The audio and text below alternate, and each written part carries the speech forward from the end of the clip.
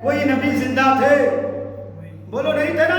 ظاہری اعتبار سے ہمارے آنکھوں کے سامنے نہیں تھا، مگر یاد رکھو اللہ تبارک و تعالیٰ کے نبی جب معراج کے لیے جا رہے ہیں تو تمام انبیاء و مرسلین صفے باندھ کے کھڑے ہیں۔ اس سے یہ معلوم ہوا کہ اللہ تبارک و تعالیٰ نے اپنے خاص بندوں کو موت عطا نہیں فرمایا، بلکہ وہ زمین بدل دیتے ہیں اور جس وقت اللہ چاہتا ہے جسم اور روح کے ساتھ انہیں بلا لیتا ہے۔ تو حضرت جب اللہ کے نبی وہاں پہنچے تو تمام انبیاء کرام سے مصافحہ معانقہ ہوا، آپ نے امامت فرمائی اور پھر الحمدللہ سب نے جو ہے آقا کریم صلی اللہ تعالیٰ علیہ وسلم کے لیے اور آپ صلی اللہ علیہ وسلم کی امتی کے لیے الحمدللہ خیر اور بھلائی کی دعائیں فرمائی۔ تم کتنے خوش نصیب ہو اے امت محمدیو، اے نبی کے کلمہ پڑھنے والوں، اے نبی کی سنت پر چلنے والوں، اے نبی کی شریعت پر چلنے والوں، تم کتنے خوش نصیب ہو کہ اللہ تبارک و تعالیٰ نے اپنے حبیب کے خاطر اپنی امتی کے لیے، یعنی ہم گناہگاروں کے لیے، ہم خطا کاروں کے لیے، اللہ تبارک و تعالیٰ کے حبیب کے صدقے انبیاء کرام اور انبیاء و مرسلین بھلائی اور خیر کی دعائیں دے رہے ہیں۔ برادران ملت اسلامیہ، اب آپ آگے بڑھیے، واقعہ بہت لمبا ہے، اگر میں اشعار اور رات و منقبت کی طرف چلے جاؤں تو پھر وہ منشا جو میں آپ کے سامنے پیش کرنا چاہتا ہوں، وہ شب معراج جو میرے آقا کو اللہ نے جلوہ دکھایا ہے، وہ شب معراج جہاں اللہ تبارک و تعالیٰ کے نبی نے جنت کی بہاریں دیکھ کر کے آئے، وہ شب معراج جس وقت اللہ تبارک و تعالیٰ کے نبی نے جہنم کے ہولناکیوں کو دیکھ کر کے آیا، وہ شب معراج جہاں اللہ کے نبی نے جنتیوں کی لباس اور جنتیوں کے بچھانے اور جنتیوں کی خوشبو دیکھ کر کے آئے، وہ شب معراج جہاں میرے آقا صلی اللہ تعالیٰ علیہ وسلم نے جہنمیوں کی بچھونے بھی دیکھ کر کے آئے۔ سبحان اللہ۔ برادران ملت اسلامیہ، میرے آقا صلی اللہ تعالیٰ علیہ وسلم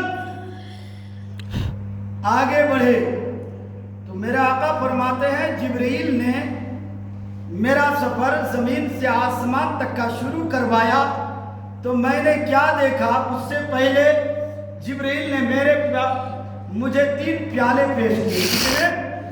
میرے آقا فرماتے ہیں اتنی خوبصورت تشت میں جو ہے جبرائیل 3 پیالے لے کر کے آئے کہ میں ایسا تشت آپ تک دیکھا نہیں، اور اتنے خوبصورت پیالے اب تک میری آنکھوں نے دیکھا نہیں۔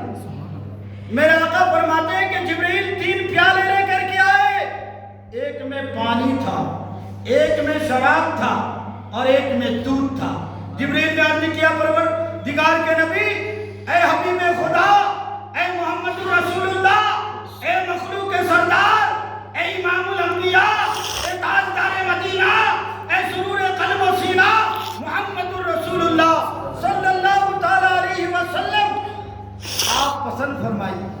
میرے آقا فرماتے ہیں کہ پھر میں نے دودھ کے پیالے کو لیا اور تھوڑا سا پیا، دودھ کے پیالے کو لیا اور تھوڑا سا پیا تو حضرت جبرائیل امین عرض کرتے ہیں اے حبیب خدا، آپ نے فطرت کامل کو حاصل کر لیا، اس لیے کہ اگر آپ پانی پی لیتے تو آپ کی امتی غرق ہو جاتی، اگر آپ شراب پی لیتے تو آپ کی امتی بہک جاتی، اگر آپ دودھ کے پورے پیالے کو پی لیتے تو آپ کی امتی میں سے کسی کے اوپر کوئی عذاب نہ ہوتا۔ میرے آقا نے جب اپنی امتی کے بارے میں سنا، اور میرے آقا کیوں نہ اپنی امتی کا خیال کرے، میرے آقا پیدا ہو رہے ہیں تو زبان پر رب اپنی امتی، اے مولا میری امتی کو بخش دے۔ میرے آقا رات کی نماز کے لیے کھڑے ہو رہے ہیں، اے مولا میری امتی کو بخش دے۔ میرے آقا کو جب قبر انور پر رکھا گیا تو وہاں بھی ہونٹ ہل رہے ہیں اور زبان سے میرے آقا ارشاد فرما رہے ہیں رب اپنی امتی، اے مولا میری امتی کو بخش دے۔ سبحان اللہ۔ اب میرے آقا صلی اللہ تعالیٰ علیہ وسلم نے جب سنا، جبرائیل نے کہا اے اللہ کے نبی، اگر دودھ کے پیالے پورے آپ پی لیتے تو آپ کی کسی کے اوپر کسی طرح کا کوئی عذاب نہ ہوتا تو میرے آقا نے فرمایا بھائی جبرائیل اب اس وقت میرے آقا کا لہجہ بدل گیا. اب میرے آقا فرماتے ہیں بھائی جبرائیل وہ دودھ کا پیالہ مجھے دے دو تاکہ میں پی لوں, پھر میری امتی میں کسی کے اوپر بھی کسی طرح کا کوئی عذاب نہ ہو. تو جبریل امین نے عرض کیا یا رسول اللہ جو ہونا تھا وہ ہو گیا, اب تو وہ واپس ہو چکا ہے. برادران ملت اسلامیہ, اب یہاں سے میں ان نوجوانوں کو جو مسجدوں کی طرف آنا نہیں چاہتے ہیں ان نوجوانوں سے کہتا ہوں جب مؤذن نماز کی طرف بلا رہے ہیں, جب مؤذن کہہ رہے ہیں کہ یہی کامیابی کا ذریعہ ہے, جب مؤذن کہہ رہے ہیں یہی کامیابی کا ذریعہ ہے, آؤ نماز کی طرف, تو پھر جو ہے نوجوان جو ہے ادھر ادھر بھٹک رہے ہیں, نوجوان دکانوں میں پھر رہے ہیں, نوجوان موبائلوں میں واٹسپوں میں یوٹیوبوں میں جو ہے بکے ہوئے ہیں. اے نوجوان تم اس نبی کے کلمہ پڑھنے والا ہو جس نبی کے صدقے تمہیں ایمان ملا, عرفان ملا, قرآن ملا, رمضان ملا, ساری کائنات ملی. آج تمہیں کیا ہو گیا ہے کہ نبی کی سنت پر عمل کرنا نہیں چاہتے, نبی کی شریعت پر چلنا نہیں چاہتے, نبی کی سیرت کو پڑھنا نہیں چاہتے, نبی کے طریقے کو اپنانا نہیں چاہتے. گویا کہ تم نے نبی کی سیرت کو چھوڑ کر کے, گویا کہ تم نے نبی کی سنت کو چھوڑ کر کے اپنے آپ کو بھی برباد کر دیا اور اپنے معاشرے کو بھی برباد کر دیا. برادران ملت اسلامیہ, میرے آقا نے کس چیز کو پسند فرمایا؟ دودھ کو. اور ہمارا حال کیا ہے, ہمارے نوجوانوں کا حال کیا ہے, ہمارے معاشرے کا حال کیا ہے؟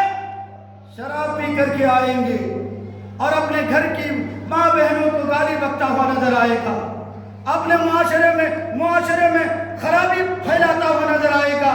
اس لیے کہ اگر تم نبی کے سچے امتی ہو تو نبی نے جس چیز کو حلال کیا اس کو تم استعمال کرو گے, اور نبی نے جس چیز سے منع فرمایا اس سے تم روکے رہو گے.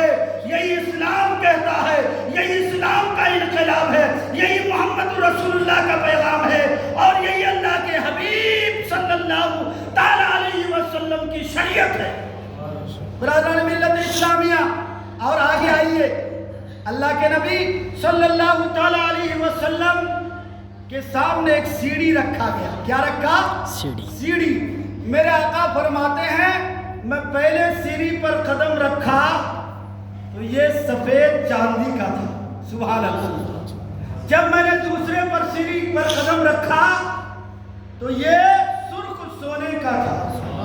جب میں تیسرے پر قدم رکھا تو یہ سبز یاقوت کا تھا.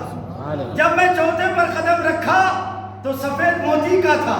میرے آقا فرماتے ہیں کہ پروردگار عالم نے میرے دل بہلانے کے لیے, پروردگار عالم میری محبت کے خاطر ایسی ایسی زمینوں سے لے کر آسمان تک سیڑھی رکھا ہے جس کا نظارہ میں نے کبھی نہیں دیکھا تھا. ایسا لگ رہا تھا کہ پروردگار عالم کی ساری خوبصورتی زمین سے آسمان تک جو سیڑھی رکھی گئی ہے اسی میں پوری خوبصورتی آ گئی ہے.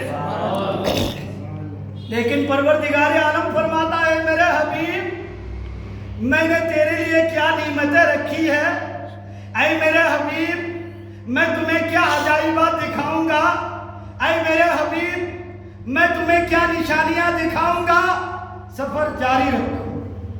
برادران ملت اسلامیہ, میرے آقا فرماتے ہیں کہ پھر جبریل امین نے مجھے پہلے زمین سے لے کر آسمان تک کا سیر کرایا.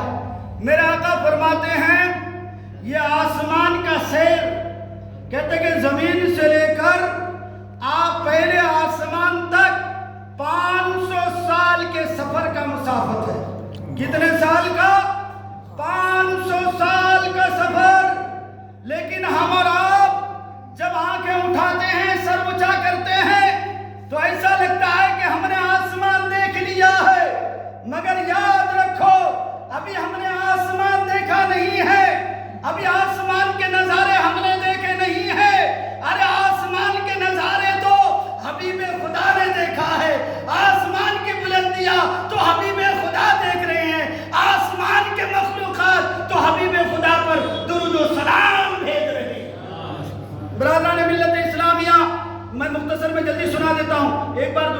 پڑھی اللہم صلی علی سیدنا شفیعنا حبیبنا و مولانا محمد بارک وسلم صلو علیہ صلاۃ و سلام علیکہ یا رسول اللہ صلی اللہ تعالی علیہ وسلم. آپ کو نیند کا غلبہ نہ آئے اس لیے ایک شعر پیش کرتا ہوں. عرش حق ہے سبحان اللہ سبحان آپ کی اللہ. آواز پر میری عرش حق ہے مسند رفعت رسول اللہ کی. عرش حق ہے مسند رفعت رسول اللہ کی اور دیکھنی ہے حشر میں عزت رسول اللہ کی اور دیکھنی ہے حشر میں عزت رسول اللہ کی. برادران ملت اسلامیہ توجہ رکھیے کیونکہ یہ بہت لمبی حدیث ہے, یہ بہت لمبی روایت ہے. اگر آپ تھوڑا ادھر ادھر ہو گئے تو بات سمجھ میں نہیں آئے گی. الحمدللہ مجھے امید ہے اب تک مختصر سی جتنی باتوں کو بھی آپ نے سماعت کیا وہ آپ کے دہلیز تک پہنچ چکی ہے اور مجھے امید ہے کہ اس سے آپ کا ذہن تازہ ہو چکا ہے اور مجھے امید ہے کہ اس سے آپ کے ایمان میں تازگی پیدا ہو رہی ہے. مجھے امید ہے کہ اس سے آپ کے دلوں کے اندر اسلام کا انقلاب آ رہا ہے, نبی کی سیرت آپ کے دلوں میں پہنچ رہی ہے, نبی کی سنت اپنانے کا من کرتا ہے اور نبی کی محبت میں مرنے کا اور جینے کا من کرتا ہے. برادران ملت اسلامیہ اب آئیے آقا کریم صلی اللہ تعالیٰ علیہ وسلم ارشاد فرماتے ہیں جب میں آسمان کی طرف سفر شروع کیا تو میں کیا دیکھتا ہوں آسمانوں میں کندیلے لٹکے ہوئے ہیں.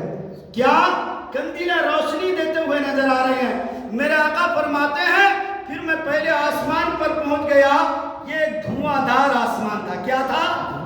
دھواں دار آسمان تھا. یہ دھواں دار آسمان کو میں نے دیکھا.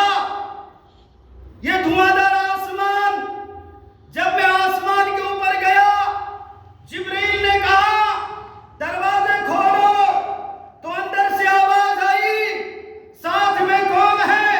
کہا حبیب خدا ہے. جب یہ حبیب خدا کا نام سنا آسمان کے دروازے کھول دیے گئے. میرے آقا فرماتے ہیں اس آسمان کا نام رفیع ہے. کیا نام اس آسمان کا؟ رفیع, جس کا معنی ہے بہت بلند و بالا. آپ غور کیجئے زمین سے لے کر پہلے آسمان تک کتنا فاصلہ ہے؟ 500 سال کا فاصلہ ہے. اور زمین سے پہلے آسمان کی بلندی کتنی ہے؟ اس لیے میرے آقا فرماتے ہیں یہ پہلا آسمان جو ہے یہ دھواں دار آسمان تھا اور اس آسمان کا نام رفیع تھا. اب آگے آئیے, میرے آقا فرماتے ہیں جب ہم آسمان میں چلے گئے تو ہم نے دیکھا آسمان اللہ کے فرشتوں سے بھرے ہوئے ہیں. یعنی کوئی سجدے میں ہے, کوئی رکوع میں ہے, کوئی قیام میں ہے, کوئی تسبیح پڑھ رہے ہیں, کوئی خدا کی پاکی بول رہے ہیں. اللہ اکبر. میرے آقا صلی اللہ تعالی علیہ وسلم سمجھ گئے کہ اللہ تبارک و تعالیٰ کو ہماری عبادتوں کی ضرورت نہیں ہے, ہماری نمازوں کی ضرورت نہیں ہے, ہماری تلاوتوں کی ضرورت نہیں ہے. اس لیے کہ اللہ تبارک و تعالیٰ کا آسمان جہاں اللہ کا ذکر ہو رہا ہے, جہاں اللہ کی عبادت ہو رہی ہے, جہاں اللہ کی بارگاہ میں سجدے کیے جا رہے ہیں, جہاں اللہ کی بارگاہ میں رکوع کیے جا رہے ہیں, جہاں اللہ تبارک و تعالیٰ کی پاکی بولی جا رہی ہے, جہاں اللہ تبارک و تعالیٰ کا ذکر بلند کیا جا رہا ہے. تو اللہ کے نبی صلی اللہ تعالیٰ علیہ وسلم نے اپنا سر خدا کی بارگاہ میں جھکایا اور جھکا کر کے کہا پروردگار ہمیں تیری سجدوں کی ضرورت نہیں ہے, لیکن اللہ تبارک و تعالیٰ کی طرف سے آواز آئی ہے محبوب میں نے تیری امتی کے اوپر, میں نے لوگوں کے اوپر اس لیے نماز قائم کی ہے تاکہ لوگ نماز قائم کر کے, تاکہ لوگ نماز ادا کر کے, تاکہ لوگ نماز کی پابندی کر کے مجھ سے قریب ہو جائے اور میرا محبوب ہو جائے. آج ہم اور آپ سوچتے ہیں کہ اللہ ہماری نمازوں کا محتاج ہے, اللہ ہماری عبادتوں کا محتاج